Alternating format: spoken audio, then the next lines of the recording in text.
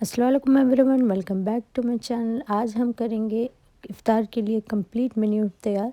तो किस तरह से मैं अपने इफ़्तार के मेन्यू तैयार करूँगी वो मैं आपके साथ शेयर करूँगी। आज देखते देखते 4 रोज़े हो गए तो अल्हम्दुलिल्लाह, लेकिन यह है कि रमज़ान काफ़ी जल्दी जा रहा है, तो प्लीज़ आप लोग भी मुझे अपने दुआओं में ज़रूर से याद रखना। तो अब हम चलते हैं किचन में। आज मैं बनाऊँगी छोले और उसके साथ हम बनाएंगे पूरी और हम बनाएंगे सूजी का हलवा। तो ये एक कंप्लीट मेन्यू है और ये काफ़ी अच्छा लगता है। तो मैं यहाँ छोलों की तैयारी शुरू कर रही हूँ। तो यहाँ पर मैंने 2 आलू ले लिए, तो उसको हम काट लेंगे क्यूब्स में।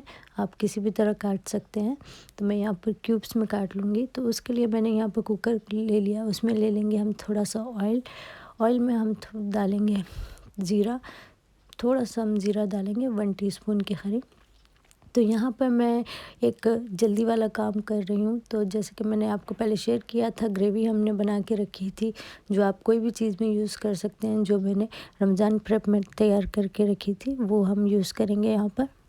क्योंकि एक ग्रेवी में ऑलरेडी सारे मसाले हैं, तो हमें मसाला कोई भी डालने की इसमें बिल्कुल भी ज़रूरत नहीं है। क्योंकि जितना छोले और आलू के लिए जो स्पाइसेस लगेंगे, जैसे नमक मिर्च है, जैसे अदरक लहसुन है, तो ये सारी चीज़ें वो ग्रेवी में है, तो हमें ज़रूरत नहीं पड़ेगी। तो यहाँ पर मैंने छोले ले लिए, जो ये टिन के हैं, तो ये बहुत ज़्यादा सॉफ्ट नहीं होते हैं, तो इसको एक बार हमें कुकर में डालना ही पड़ता है।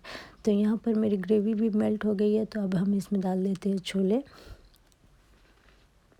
क्योंकि हमारे मसाले सब है इसमें ऑलरेडी, इसलिए डालने की ज़रूरत नहीं है। अदरवाइज़ आप इसमें नमक मिर्च, थोड़ा सा अदरक लहसुन, जीरा पाउडर, धनिया पाउडर, ये सारी चीज़ें डाल के अपनी ग्रेवी को आप रेडी कर सकते हो। उसके बाद आप छोले डालेंगे और उसके बाद आप आलू डालेंगे।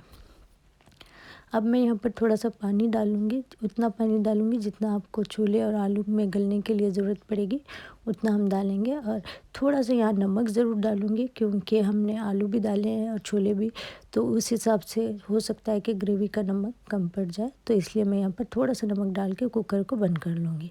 तो यहाँ पर छोले ऑलरेडी गले हुए हैं, तो हम ज़्यादा टाइम नहीं लेंगे, ये 2 सीटी में ही ये गल जाएंगे। तो यहाँ पर मैं टेबल सेटिंग कर लूँगी उतनी देर तक जब तक हमारे छोले गलते हैं।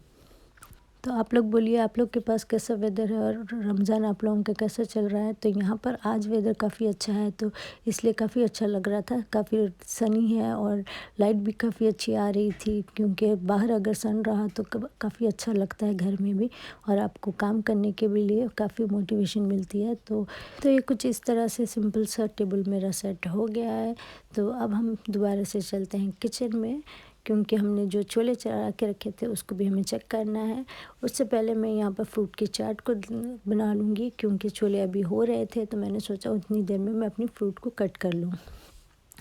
फ्रूट की चाट आज हम थोड़े से अलग स्टाइल में बनाएंगे। तो यहाँ पर मैंने एप्पल ले लिया, बनाना ले लिया, ग्रेप्स है मेरे पास, और मेरे पास अनानास है जो टिन का है। तो ये सारे फ्रूट्स मेरे पास है, आप कोई भी फ्रूट इसमें ले सकते हैं। तो ये सारे फ्रूट्स को मैं अच्छे से कट कर लूँगी। जो फ्रूट की चाट मैंने पिछली बार आपको शेयर किया था वो भी काफ़ी मज़े की बनती है, लेकिन बच्चे उतना ज़्यादा पसंद नहीं करते, तो मैं आज बच्चों के हिसाब से मैं फ्रूट की चाट को रेडी करूँगी। यहाँ पर मेरे फ्रूट्स कट गया, मैंने अनानास भी इसमें डाल लिया है। तो अभी तो हम इसको साइड में रखेंगे और हम चलते हैं अपने छोलों की तरफ।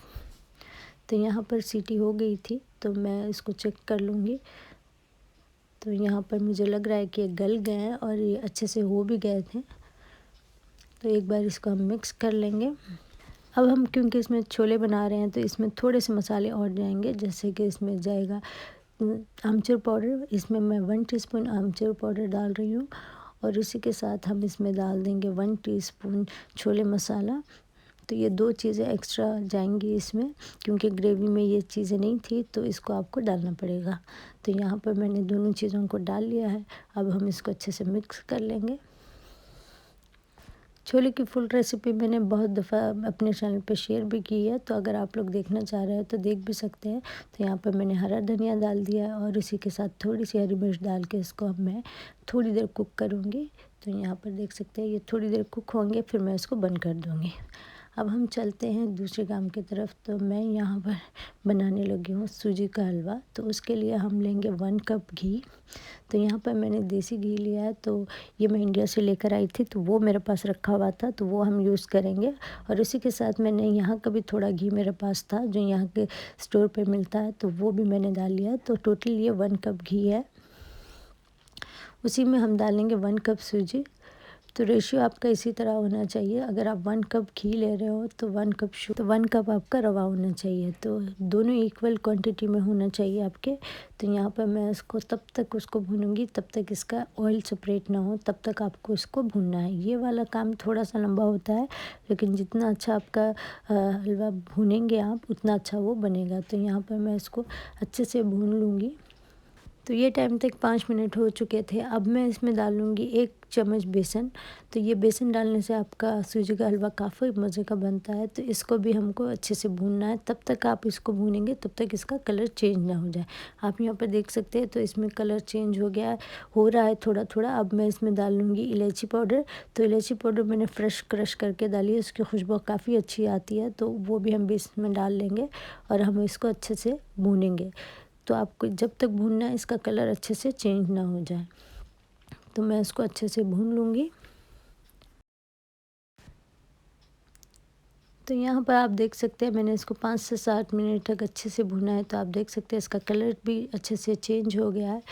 अभी हम इसको कुछ देर तक और भूनेंगे। और इस बीच में मैंने इसमें ज़ाफ़रान भी डाल दिया था, जो मैंने थोड़ा सा दूध में इसको भिगाया था और उसको डाला था, लेकिन वो पता नहीं रिकॉर्ड नहीं हुआ है।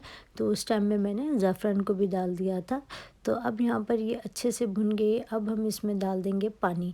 पानी मैंने 3 कप लिया है। जिस कप से आपने सूजी ली है उसी कप से आपको पानी लेना है। तो सेम यही रेशियो होना चाहिए आपका, तो आपका हलवा अच्छे से बनेगा।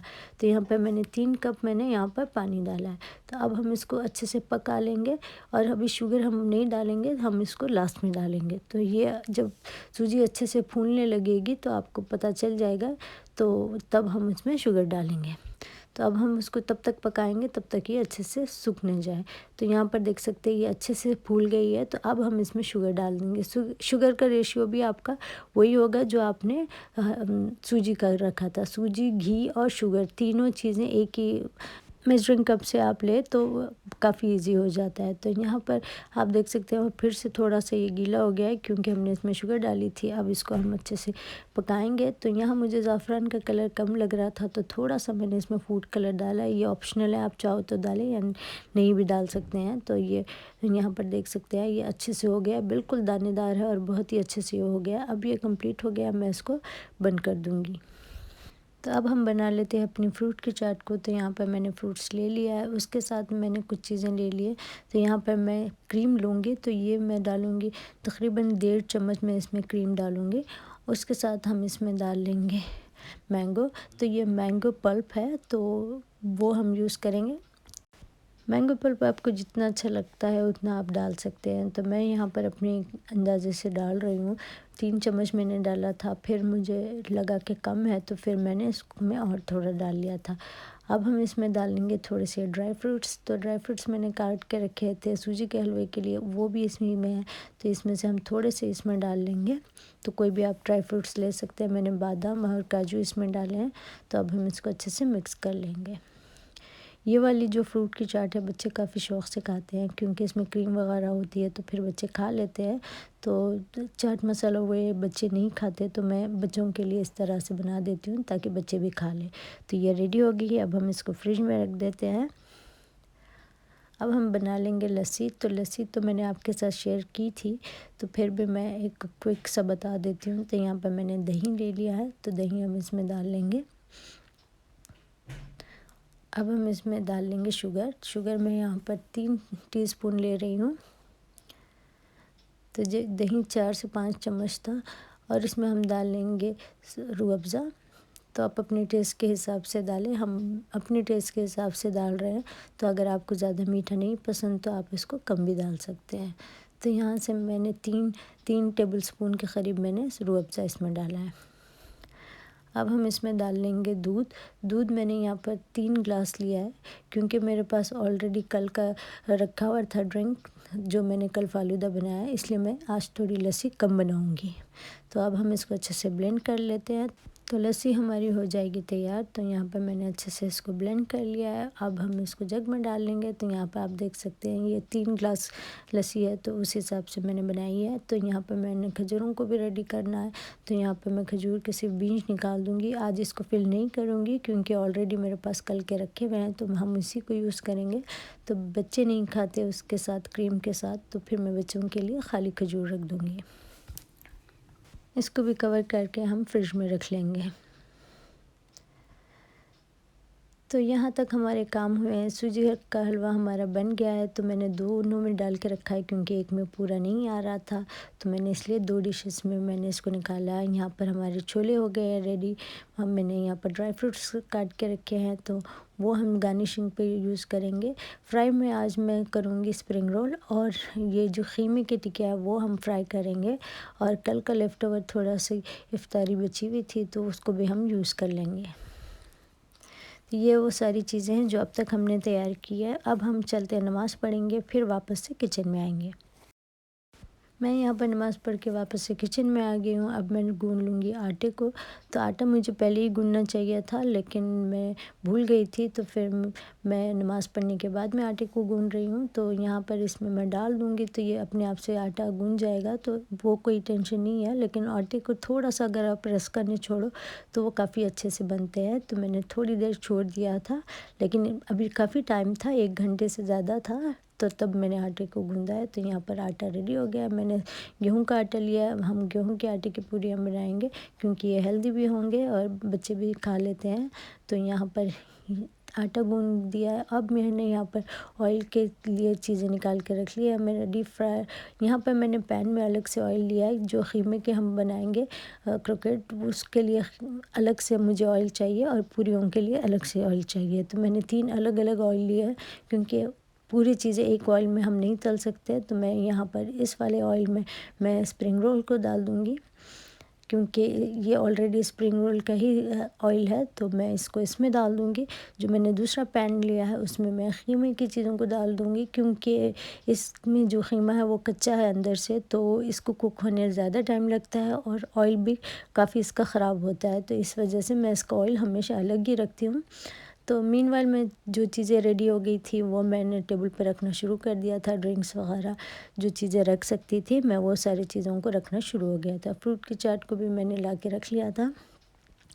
तो ये सारी चीज़ें हो रही थी, क्योंकि 3 चीज़ें एक साथ हो रही थी, तो इस वजह से वो जल्दी हो गई थी। क्योंकि 3 चीज़ें एक साथ हो तो फिर वो टाइम भी थोड़ा सेव हो जाता है। तो यहाँ पर मेरे स्प्रिंग रोल भी तैयार हो रहे थे। तो यहाँ पर मैं चीज़ें रखते जा रही थी, जो चीज़ें रेडी हो गई हैं। तो यहाँ पर आप देख सकते हैं फ्रूट की चाट का कलर कितना अच्छा है। वो ये मुझे काफ़ी अच्छा लगा है कि इसका कलर काफ़ी अच्छा लग रहा है। अब हम चलते हैं पूरियाँ बनाने। तो यहाँ पर मैंने पूरियों को प्रेस कर लिया था रोटी मेकर में, क्योंकि रोटी बेलने के लिए थोड़ा सा मेरे हाथ में मसला है, तो इस वजह से मैंने इसको प्रेस कर लिया था। और यहाँ पर हमारी पूरियाँ आप देख सकते हैं कितनी अच्छे से बन के रेडी हो गई हैं। सिंपल से मैंने आटा गूँधा था, उसमें थोड़ा सा नमक और ऑयल के साथ। तो आप देख सकते हैं हर पूरी अच्छे से फूल रही है। तो मैंने इस तरह से सारी पूरियों को रेडी कर लिया था। अब हम बाकी की चीज़ों को भी टेबल पर रखना शुरू कर रहे हैं। तो यहाँ पर मेरे छोले रेडी हो गए थे, उसको भी मैंने गरम कर लिया था।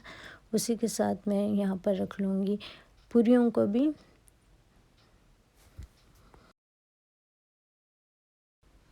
ये टाइम तक मेरी बेटी किचन में थी, वो देख रही थी, तो मैं यहाँ पर चीज़ें ला के रखना शुरू कर दिया था मैंने, क्योंकि टाइम इतनी जल्दी जाता है, आपको पता भी नहीं चलता इफ़्तार से पहले।